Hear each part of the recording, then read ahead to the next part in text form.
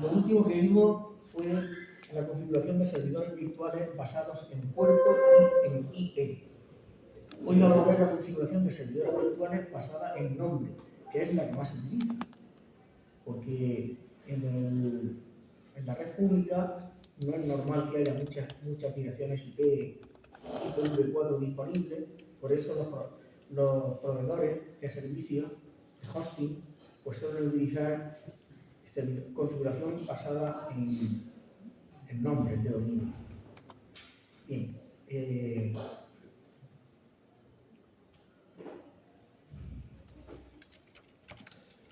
hosts virtuales basados en nombre.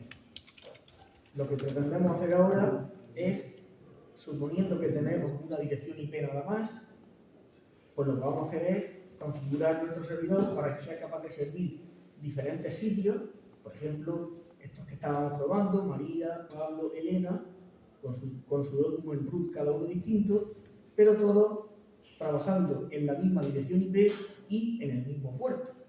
En este caso sería el puerto 80. ¿Qué pasos tenemos que seguir? Bueno, vamos a ir haciéndolo sobre la marcha. Bien. En primer lugar, tenemos habilitado el puerto que necesitamos, el único puerto que necesitamos. En segundo lugar, nos vamos a ir a la configuración de la interfaz de red, que tenía varias direcciones IP en el último que hicimos, y le vamos a restaurar el estado anterior. Le quitamos esta dirección IP, que de momento no la necesitamos, y esta otra dirección IP, que de momento no la necesitamos. Entonces nos quedamos con la dirección IP original. Las 10.33, nuestro número 3. Guardamos los cambios. Recordad que es importante, hay que reiniciarla. Adelante, hay que reiniciar la interfaz de red para que los cambios tomen efecto.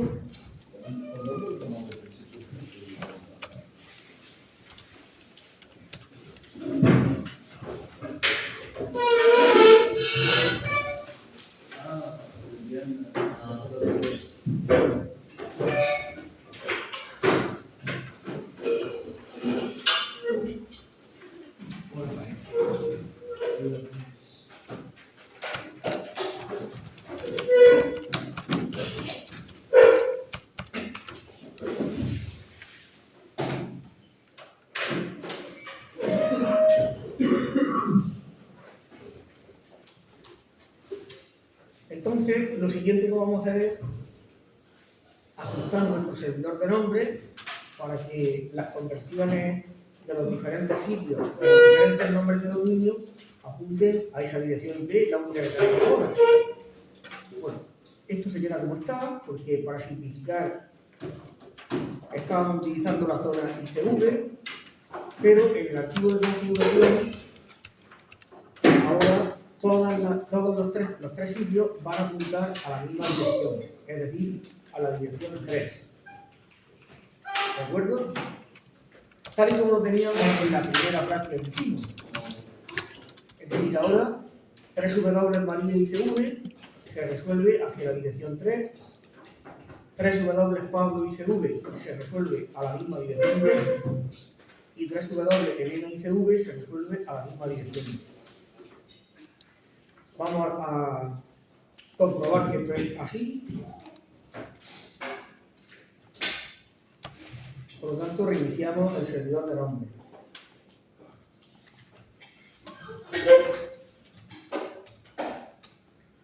Y ahora pues, comprobamos la resolución. Host www.maria.icu. ¿Veis? Se resuelve a la dirección IP que tenemos. Ahora vamos a probar con Pablo.icv. Y como veis, se resuelve a la misma dirección IP. Y por último, tenemos Elena.icv, que se resuelve también a la misma dirección IP. Por tanto, cualquiera de los tres sitios va a referenciar a la dirección IP 3. el puerto de escucha de los 3 servidores también va a ser el mismo, el 80. Entonces, claro, en principio es decir, ¿cómo se la va a arreglar Apache para distinguir cuando le hagan la petición si está escuchando en la misma dirección IP y en el mismo puerto? ¿Cómo va a discriminar si tiene que servir el document root de Elena, de María o de Pablo? Bueno, pues porque entra en juego una nueva directiva que no la hemos visto todavía, que se llama server name. Así que vamos a ello. Empezamos, por ejemplo, con el de María. ¿Veis? En este caso tenemos la dirección IP y el puerto no hace falta que lo pongamos, porque cuando no ponemos nada, adelante, Fran, cuando no ponemos nada, pues ya se entiende que es el 80. Y el documento. Pero ahora tenemos que indicar obligatoriamente la directiva server name.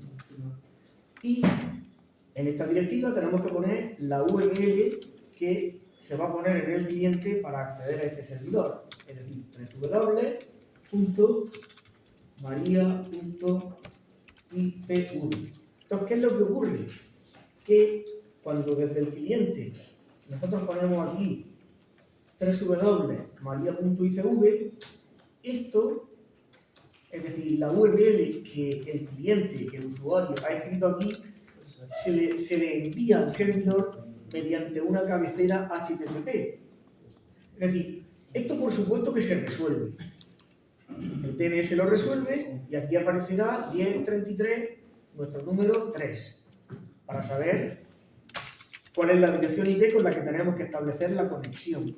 Pero lo que el usuario ha escrito aquí en esta caja de texto se le envía al servidor mediante una cabecera HTTP. ¿Recordáis los mensajes de cabecera, tanto de envío como de respuesta, ¿no?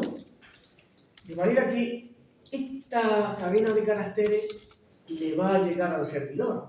Y entonces, cuando en el servidor hemos utilizado esta directiva, pues se va a comparar esto que nosotros escribimos aquí con lo que se ha enviado en la cabecera.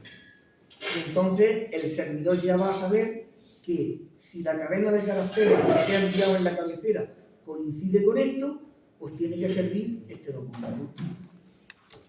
Si se le envía el de Elena, pues tiene que servir el otro documento root.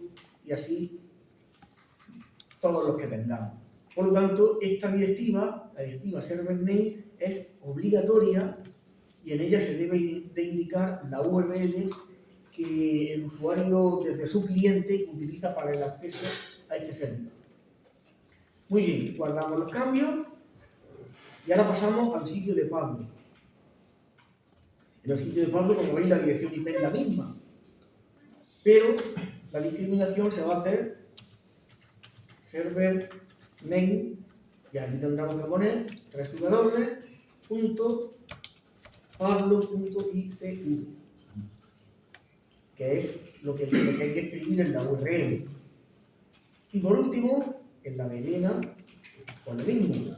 Perdón, la de Pablo, esto me he equivocado aquí, y hay que poner un 3, porque la dirección IP es la misma. ¿Vale? ¿Te das cuenta? María, dirección IP 3, Pablo, dirección IP 3, y ahora Elena, dirección IP también 3. Adelante. Y la directiva server name es la que nos va a discriminar www.elena.icv. Guardamos los cambios. Voy a pasar lista. Yo creo que ya es hora.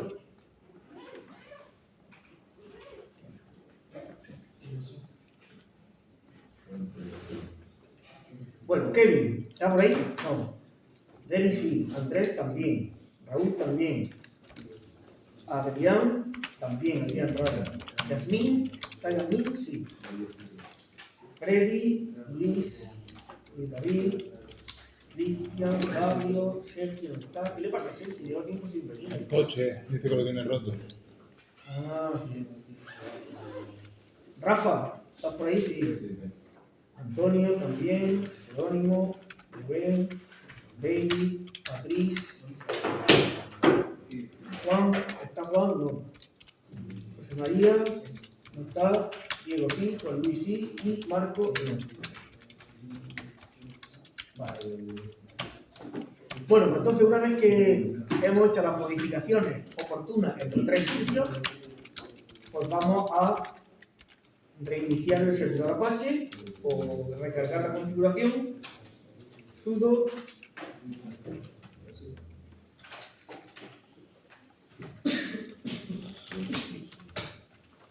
y se me ha olvidado, voy a asegurarme que los tres sitios están activos. Efectivamente, tengo activo el sitio de Elena, el de María y el de Pablo. Y ahora pues, bueno, pues vamos a acceder a cada uno de ellos. http://maria.com, maria.icv, y como veis, tengo aquí el sitio de María. Acordaos que la IP es la misma. Y el puerto, por supuesto, veis que aquí no pone nada. Bueno, si ahora cogemos el sitio de Pablo, el sitio de Pablo también funciona correctamente. Y por último, el sitio de Elena, que como veis también funciona. Ahora, una cosa que no podemos hacer es la siguiente. Anteriormente, cuando estábamos trabajando con IPs diferentes, pues yo podía poner aquí la IP y podría acceder, porque el sitio de María estaba trabajando en la IP 3, el de Pablo en la 13 y el de Elena en la 23. Entonces yo podía poner aquí la IP y accedía a cada uno de los sitios vía IP. Pero claro, ahora si pongo la IP 10.33.minúmero.3, pues el servidor no va a saber qué sitio me tiene que servir. Si el de Elena, el de Pablo o el de María. ¿Por qué? Porque lo que yo estoy pasando en la URL, al compararlo con el server name, ninguno va a coincidir. Entonces, ¿qué me va a mostrar? Pues me va a mostrar el sitio de Elena en este caso. ¿Por qué? Porque me muestra el que coincida, o sea, si tengo varios sitios, el que primero coincida con el orden alfabético. La E de Elena, 3W-E, va antes que 3W-M y que 3W-P. Es decir, de los tres sitios que tenemos aquí, el primero alfabéticamente hablando es este, ¿no? Entonces por eso me ha servido ese. Pero lo correcto no es acceder vía IP. Lo correcto es acceder para que los sitios virtuales basados en nombre trabajen bien, es pues, acceder mediante el nombre de dominio. ¿De acuerdo? Porque la directiva server name, como acabamos de ver, juega un papel fundamental. Vía IP no es posible acceder ni al sitio de Pablo ni al sitio de María. ¿Vale? Sin embargo, si ponemos el nombre, pues sí, si yo vuelvo a poner aquí www.maria.icv, Doble A, María está mal escrito. ¿dónde estamos? 3W, bueno, aquí lo tengo ya escrito, pues ahí tenemos el sitio de María. ¿Vale? Bueno, como digo, esta es la configuración que más se usa, la de servidores virtuales basados en nombre, debido a que aquí podemos utilizar todas las IPs que nos dé la gana, pero en la red pública no. Entonces, por eso, con una misma IP yo puedo tener 20, 25, 100 servidores virtuales trabajando, porque se discrimina mediante el nombre de dominio.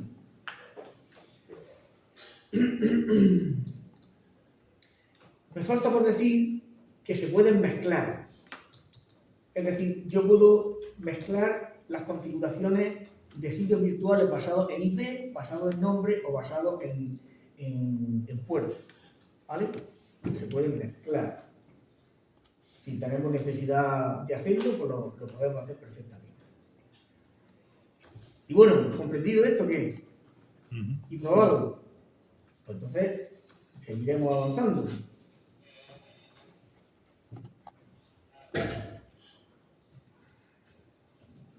Fijaos que aquí, en el ejemplo, he puesto el puerto, pero bueno, el puerto es opcional ponerlo, ¿no? Porque cuando no se pone, ya sabéis que se utiliza el puerto 80 en HTTP o el 443 en HTTPS. Bueno, vamos a empezar a ver la configuración de sitios con control de acceso y autentificación. Una de las particularidades o de las características que tiene Apache es que, utilizando los módulos adecuados, nos permite restringir el acceso a un determinado lugar del document root. Un determinado lugar puede ser un directorio o incluso un determinado fichero. Y se nos pueden pedir unas determinadas credenciales para el acceso. Eso es muy útil cuando queremos, pues, bueno, ya lo habéis comprobado, por ejemplo, cuando accedemos a la configuración del IPFile vía web, pues se nos pide un nombre de usuario y una contraseña. Pues vamos a ver eso. Bien, aquí el documento nos dice que a veces nos interesa implementar sitios web no anónimos. No anónimos quiere decir que el que quiera entrar tiene que acreditarse. Bien, para que ello sea posible, tenemos que tener instalados y habilitados los módulos que aportan esta funcionalidad Apache. Los módulos más importantes que se usan para el control de acceso son el mod out core, el mod out host y el mod out el mod out. Y luego para la autentificación, estos son módulos generales. Estos módulos generales habilitan la capacidad de Apache para trabajar con autorización o para restringir el acceso. Y luego para la autentificación se usan principalmente el mod out basic y el mod out digest. La autentificación básica o la autentificación ya un poco más compleja. En cualquier caso, aunque se use la autentificación básica, no pasa absolutamente nada porque esto se debe de combinar, como ya os dije, se debe de combinar con el protocolo HTTPS. Es decir, cuando nosotros queremos restringir algo, lo normal es que trabajemos con el protocolo HTTPS, que como ya dijimos y como veremos en su momento, le aporta una capa de seguridad. Por lo tanto, una vez que estemos trabajando con esa capa de seguridad, me va a dar lo mismo utilizar una autentificación básica o una autentificación más avanzada, porque lo importante es la capa de seguridad, que es lo que le va a aportar la verdadera seguridad y la verdadera encriptación a la información. Bueno, pues esos son los módulos que se utilizan y que ahora iremos comprobando. En cuanto a las directivas que se utilizan y que tratamos en este documento, porque hay muchísimas y evidentemente aquí no las tratamos todas. Bueno, pues la directiva más importante es la directiva require, que por otra parte ya la hemos visto desde el primer día, ¿no? Hemos visto require all granted.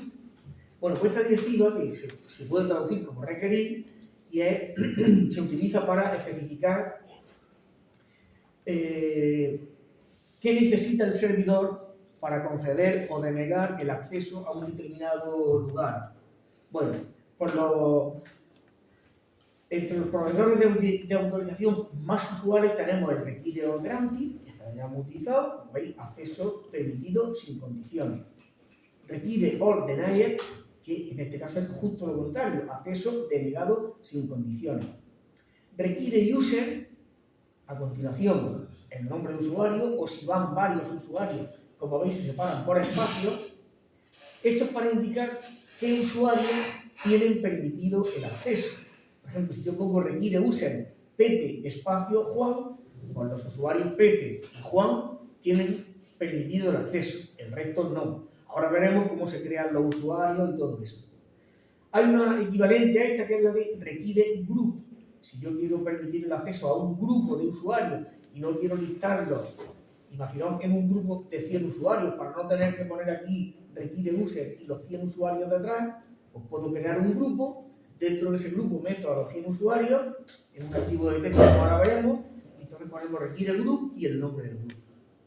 Entonces los usuarios que pertenezcan a ese grupo tendrán permitido el acceso. Require IP es para control de acceso a nivel de IP, es decir, la IP del cliente, evidentemente. Require IP, aquí como veis tenemos un ejemplo, 172, 20, 192, 178, 2. Es decir, esto sería una red en el que citamos nada más que 2 octetos. Por lo tanto, todos los hosts que cumplan 172 y 20 podrían acceder. Da igual cuál sea el tercer octeto y el cuarto. ¿Estamos? Esto es para indicar una red entera. ¿Y ese 10 primero? Pues caí porque me he equivocado. Ah, vale. Esto ha sido un error. Porque a lo mejor iba a poner una red 10. Ah, no, perdón. Esto es una red 10. Una red de clase A. Un octeto normal, ¿no? No está mal. Esto es una red de clase A, por lo tanto, cualquier IP que empiece por 10 tiene permitido el acceso, independientemente de cuál sea el valor del segundo, tercero y cuarto octeto. Esto porque he puesto un ejemplo de cada una de las redes. He empezado con una red de clase A, una red de clase B, una red de clase C y luego una IP, para que veáis ejemplos de redes de clase A, de clase B, de clase C y una IP concreta. Claro que en este ejemplo esa última ya estaría permitida porque estás permitiendo todas las 10, ¿no? Sí, pero bueno, esta es la forma de decir cómo se permite una IP concreta. ¿De acuerdo? Entonces, esto es una red de clase A. Se tiene que cumplir que el primer octeto sea un 10, el resto lo que sea. Esto sería para una red de clase B. Los 2 primeros octetos tienen que ser eso. Esto para una red de clase C. Los 3 primeros octetos tienen que ser esto. Y por último, esto es para una IP nada más. Los 4 octetos tienen que coincidir, por lo tanto estamos hablando de una IP. Bueno, y como veis, además se pueden especificar diferentes rangos, separados por espacio. ¿De acuerdo? Yo podría, por ejemplo, decir, quiero permitir el acceso a las redes de clase C 192.168.2, 0 y 192.168.3, 0. Por tanto, pondría 192.168.2, espacio, 192.168.3, espacio. Y se acabó, ¿de acuerdo? ¿Eso tomaría ese rango o solo esas 2 IP? No, solo ese rango. Es decir, si yo pongo aquí requiere IP y pongo 192.168.2 espacio, vamos a poner aquí un blanco, y ahora 192.168.3. Bueno, pues en este caso estamos hablando de toda esta red de clase C, los 254 equipos o direcciones IP de esta red, más los 254 equipos de esta otra red. Son 2 redes de clase C completas. ¿De acuerdo? Por lo tanto, son 2 rangos. Solamente se tiene en cuenta una IP sola, por ejemplo, cuando se pone aquí 192, aquí tendríamos otro blanco, .168.1.14. Entonces, de la red esta, de la 1, solo se permite esta IP. Pero esto sería un rango completo y esto sería un rango completo. De más o menos equipos, según los octetos que se especifican. Bueno, pues eso para controlar el acceso a nivel de dirección IP del cliente, lógicamente. Bueno, y luego tenemos también esta requiere valid user, cualquier usuario válido, para no tener que listar una lista de usuarios. Es decir, todos los que estén, ahora veremos que se crea un archivo con las definiciones de los usuarios, los nombres de usuarios y los passwords. Entonces, cualquier usuario que estuviese en ese fichero tendría concedido el acceso. Bueno, y también podemos utilizar requiere host y a continuación el nombre de dominio completamente cualificado de el host que intenta acceder. Como hemos dicho antes, ¿cómo se puede saber cuál es el host? Porque en la cabecera se pasa el nombre del host. Ya vimos otro día que en las cabeceras de envío y de recepción pues se pasan muchos parámetros que son interesantes para poder realizar todo esto. Entonces, como los hosts pasan mediante una cabecera cuál es su nombre de dominio completamente cualificado, se lo pasan al servidor, pues el servidor puede distinguir si el host que ha hecho la petición es o no es uno de los que están permitidos. Muy bien, evidentemente si ponemos un not delante, pues entonces el efecto será el contrario, ¿no? Ya sabéis que el not lo que hace es invertir. Lo que era verdadero lo convierte en falso y lo que era falso lo convierte en verdadero. En este caso, requiere not IP, pues estaríamos denegando el acceso a esta dirección IP. O sea, cualquier dirección IP que no sea esta. Bien, además de la directiva requiere, que es la directiva que se utiliza con mayor frecuencia, luego, cuando vamos a poner varias condiciones, varios requiere, por ejemplo, imaginaos que yo quiero decir, quiero que se acceda desde este cliente nada más, pero además quiero que acceda solo este usuario. ¿Estamos? No solamente que se acceda desde un determinado cliente, sino de que además desde ese cliente tiene que acceder el usuario Pepe, nada más. ¿Vale? Ya son dos condiciones. Pues entonces, ya sabéis que cuando hay varias condiciones, esas condiciones hay que utilizar los operadores lógicos, el AND, el OR, ¿sí o no? Eso es lo que ocurre, por ejemplo, en SQL o en cualquier otro lenguaje. ¿Estoy hablando en chino o estoy hablando en español? En español, ¿no? Bueno, pues en Apache hay unas directivas contenedoras que son require all, ¿veis? Require all y luego barra require all. ¿Esto para qué se utiliza? En medio de esas dos directivas se pueden especificar varios require. ¿Y qué significa require all? ¿Qué significa all? Todo, ¿no? Por lo tanto, cuando se ponen varias require dentro de un require all, pues se deben de cumplir todos los require que hay dentro para que se conceda el acceso. ¿Veis? Y se utilizan para incluir un grupo de directivas de autorización de las cuales ninguna debe fallar. Ninguna debe fallar es lo mismo que decir que todas se deben de cumplir, ¿no? Y al menos una tiene que tener éxito. Si alguna tiene éxito y ninguna falla, entonces se devuelve un estado neutral. En todos los demás casos falla. Luego tenemos el require any. El require any es para que se deba de cumplir alguna. Es decir, esto sería el equivalente al AND y esto sería el equivalente al OR, ¿no? Se utilizan para incluir un rango de directivas de las cuales una debe tener éxito para que la directiva final global tenga éxito. ¿Vale? Si tiene éxito más de una, también. Y por último tenemos el require none, que es para especificar que no se cumpla, no se debe de cumplir ninguna de las que están. Se utiliza para incluir un conjunto de las cuales ninguna debe de tener éxito. ¿Vale? Quiero decir de antemano que se pueden construir situaciones muy complejas porque evidentemente se pueden mezclar, poner una dentro de otra y se pueden construir situaciones muy complejas, algunas de las cuales nos pueden dar verdaderos quebraderos de cabeza. Yo aquí tengo un ejemplo. Fijaos que un ejemplo que he puesto aquí, como veis lo he puesto sangrado para que quede más claro. Fijaos, todo esto está dentro de un require all. Por lo tanto, la directiva principal indica que se tiene que cumplir todo. ¿Pero todo qué? Bueno, pues dentro del todo tenemos aquí esto. ¿Vale?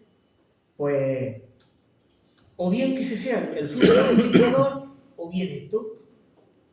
Pero esto, ¿qué quiere decir? Pues que se pertenezca al grupo de los administradores, o que se pertenezca al grupo heredad este que está aquí, y luego aquí tenemos, o que se sea del grupo sale, o que se sea del grupo del departamento de ventas, ¿no?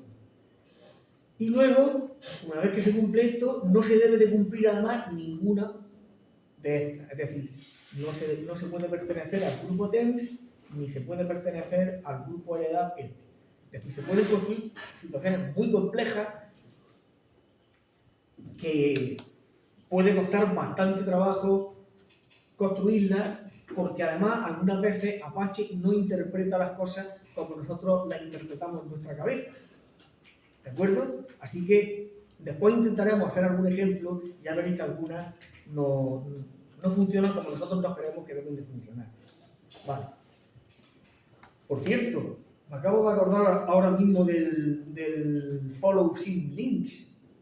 ¿Lo resolviste? Hostia, yo llegué al departamento, cogí mi portátil, lo puse y a la primera. Así que ahora después, en la siguiente hora, lo probaremos y si no funciona, me iré y me traeré el portátil para que veáis que hice lo mismo que aquí.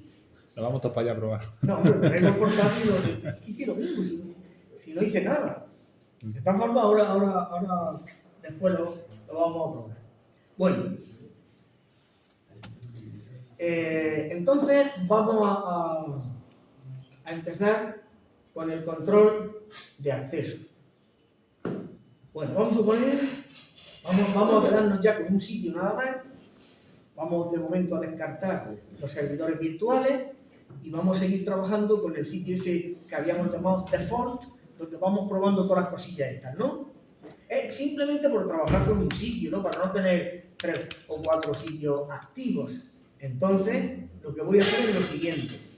Me voy a venir aquí y voy a decir sudo a2 dis site. Vamos a desactivar el sitio de María. Muy importante, creo que lo dije, pero por si acaso, que todos los archivos de configuración de los sitios tienen que tener la extensión conf, porque así es como, fijaos que yo he puesto aquí nada más que María, pero Apache lo que está haciendo es buscar un archivo que se llame maria.conf, ¿de acuerdo? Si no se llama conf, no lo va a encontrar. Bien, por lo tanto, el sitio de María desactivado. Ahora vamos a desactivar el sitio de Pablo. ¿Veis? Le doy pub y él me encuentra el pablo.conf. Y por último, el de Elena. ¿Vale?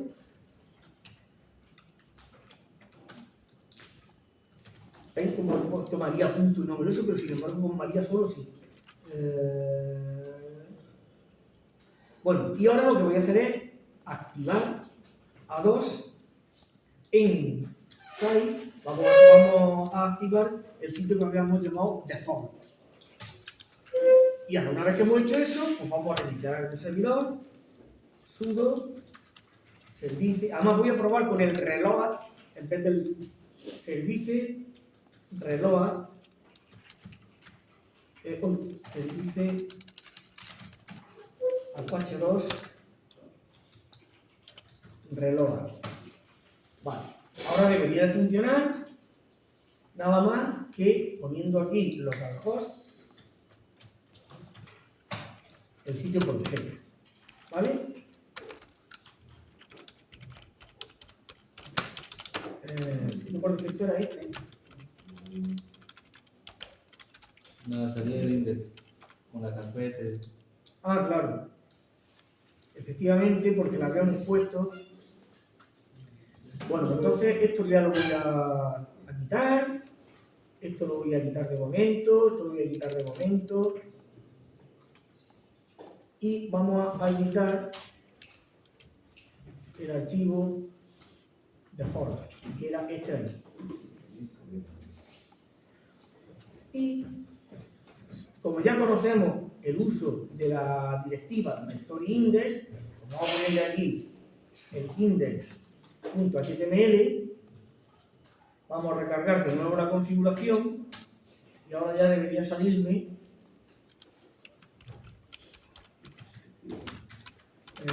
¿cómo era? ¿Cómo se llamaba el archivo?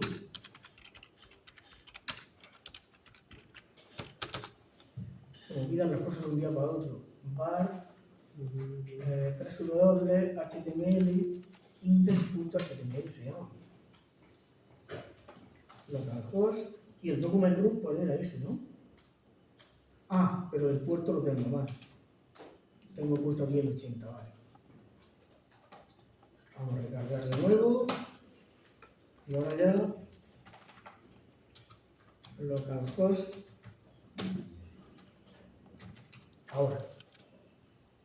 Fijaos como al principio ha salido lo que está cacheado, pero luego de control R ya ha salido lo que yo quiero. Bueno, esta es la situación de partida. Estamos en nuestro sitio particular con ese archivo index.html y ahora vamos a comprobar el funcionamiento de las directivas de control de acceso. ¿Vale? Perdona, Inés. Dime. En el document root, ¿por qué se añadió el este? El document root var mi sitio. En var mi sitio tengo donde estamos aquí. Tengo el archivo index.html. Y esto es lo que tenemos que probar ahora después.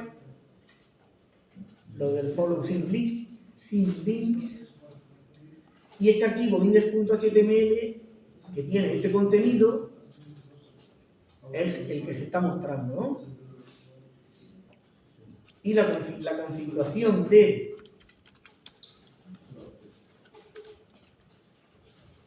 tenemos el document root, esto lo tenemos establecido para el directorio, y aquí tenemos otra configuración, esta la configuración esta del follow sin links.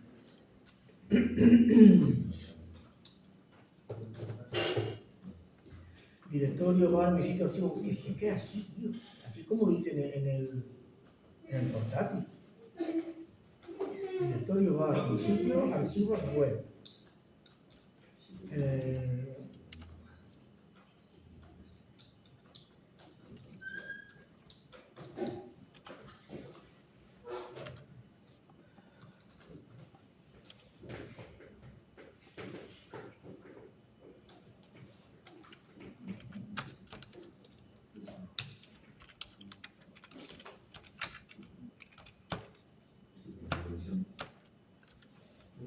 Bueno, vamos a comprobar el funcionamiento de las directivas de control de acceso. Por ejemplo, a este directorio. Vamos a suponer que queremos restringir el acceso o permitir el acceso desde una IP. Requiere, daos cuenta de que la estoy poniendo dentro de la directiva directorio, para saber a qué afecta esta directiva, aunque este directorio, perdón, sea todo el documento.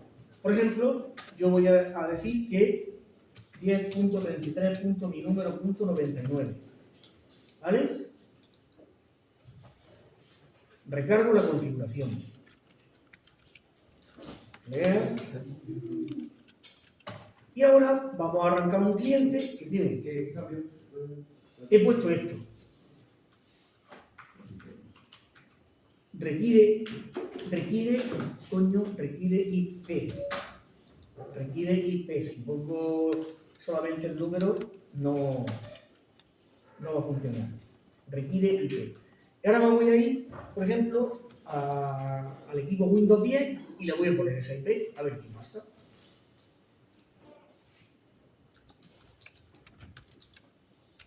Windows 10, lo enciendo.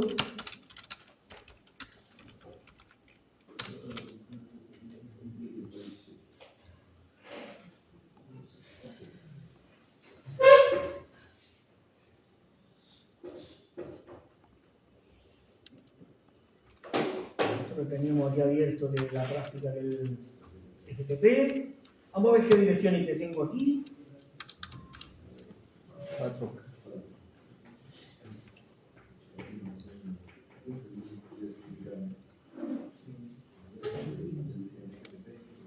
Cambio.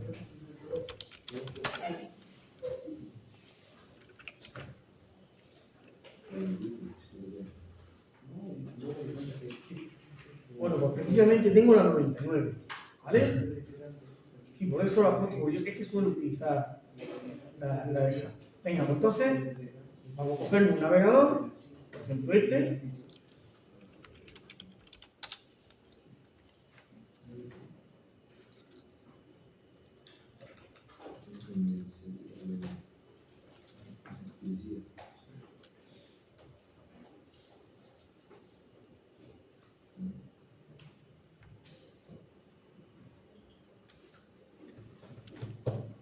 Vamos, no.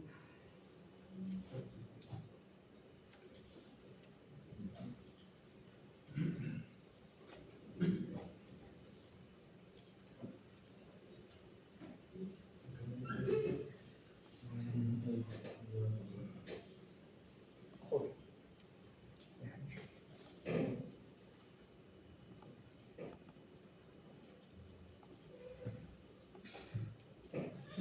De navegador de Windows.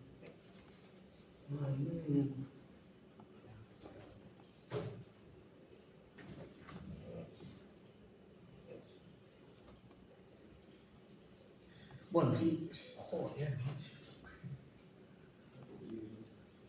Si yo pongo aquí la dirección IP del equipo al que quiero ir, http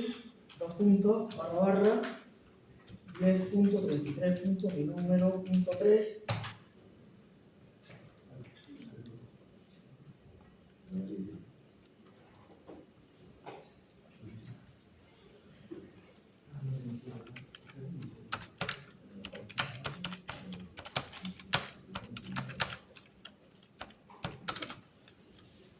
Y como veis, aquí tengo la página que el servidor me ha proporcionado. ¿Vale? Muy bien, vamos ahora a cambiarle la dirección IP a este Windows. Y en vez de la 99, por ejemplo, pues vamos a ponerle la 100. Si esto para de intentar arrancar, está haciendo...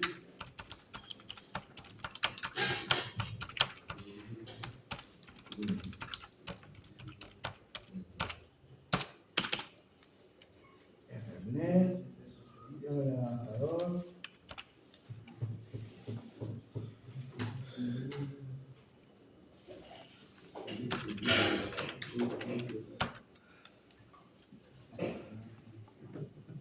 Bueno, por ejemplo, la 199.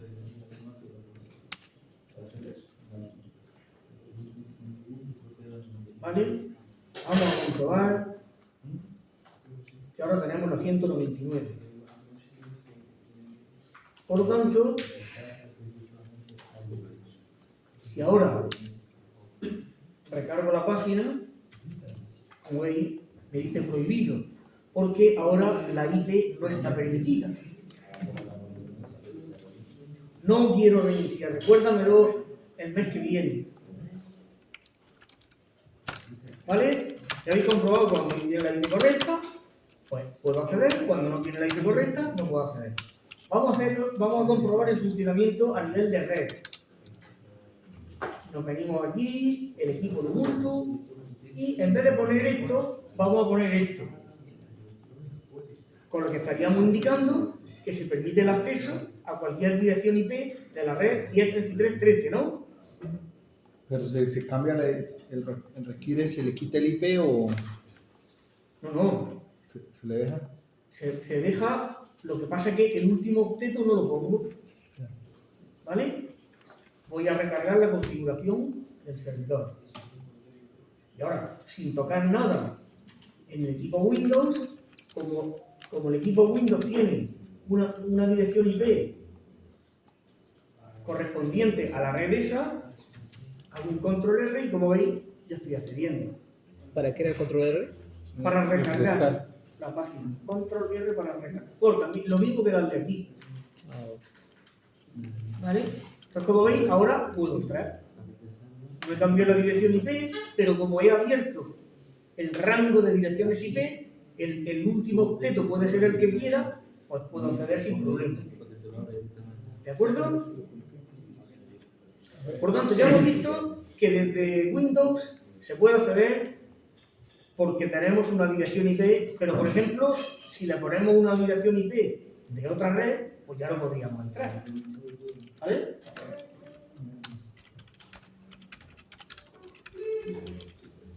Vamos a probar ahora los usuarios. Vamos a dejar aquí esto para comprobar el funcionamiento de las dos directivas juntas.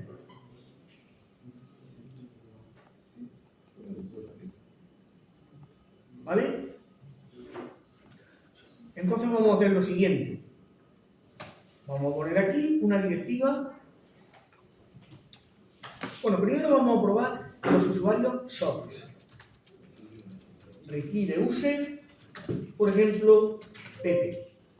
Y esto lo vamos a comentar. Con lo cual, estaríamos diciendo que solamente el usuario Pepe puede entrar, pero desde donde sea. Porque hemos comentado esto y por lo tanto la IP del equipo cliente puede ser la que sea. La cuestión está en cómo creamos el usuario Pepe. Bueno, pues para crear el usuario Pepe, Apache nos proporciona una utilidad que se llama, con sudo, se llama ht pass WD. Fijaos que he puesto HTTP y he tabulado, para que no tengamos que aprendernos de memoria cómo se llama el comando. Ese comando nos sirve, es una utilidad que nos proporciona Apache para crear usuarios. Esos usuarios los va a guardar en un archivo de texto que nosotros le digamos y las contraseñas van a estar encriptadas. Entonces, la primera vez que se use ese comando, tendremos que poner la opción "-c" para indicar que vamos a crear el fichero. Y ahora tenemos que decirle dónde queremos que se cree el fichero. Por ejemplo, vamos a ponerlo aquí en /etc /Apache 2. Vamos a suponer que en ese directorio queremos crear el fichero. Y ese fichero queremos que se llame usuarios. ¿De acuerdo? Y por último, le vamos a poner Pepe, que es el nombre del usuario que queremos añadir al fichero. Entonces, repito, este es el comando que nos va a servir para trabajar con usuarios. Es decir, añadir usuarios, borrar usuarios, modificar usuarios, etc. Ese comando, si yo ejecuto el comando este nada más,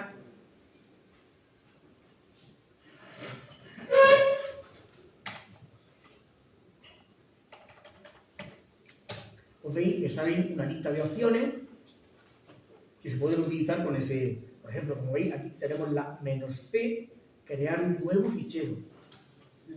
Por ejemplo, la "-p", no encriptar el password, "-d" mayúscula para borrar un usuario, etc. Entonces, cuando todavía no tenemos un usuario, un fichero creado, pues tenemos que especificar la opción "-c". ¿Vale? Vamos a repetir el comando. Sería /wd "-c", y ahora la ruta hacia el archivo. /etc hemos dicho Apache 2, le vamos a llamar fichero usuarios y por último el nombre del usuario que queremos añadir. ¿Vale? ¿Está claro? Le damos al intro y entonces me dice que introduzca el password de Pepe. Pues le voy a poner Pepe. Eso se ve y le dice que lo repita. Pepe. Y le dice añadido password para el usuario Pepe. ¿Qué es lo que ha pasado? Ha pasado lo siguiente, que si nos venimos aquí al directorio etc Apache 2, aquí tenemos el usuario. Usuario, Vale. en singular. Me ha faltado la S, vale.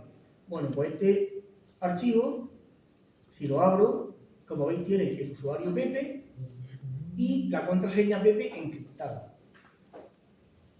¿De acuerdo?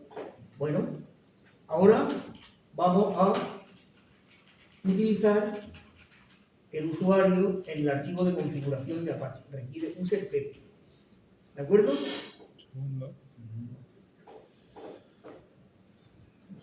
Pero así tan sencillo no es.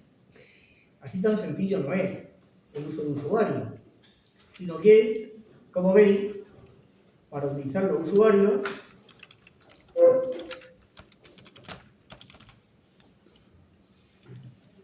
hay que decir el método de autentificación y toda la historia. Configuración de sitio, por proceso de autentificación, por aquí vamos. Bueno, aquí tenemos cómo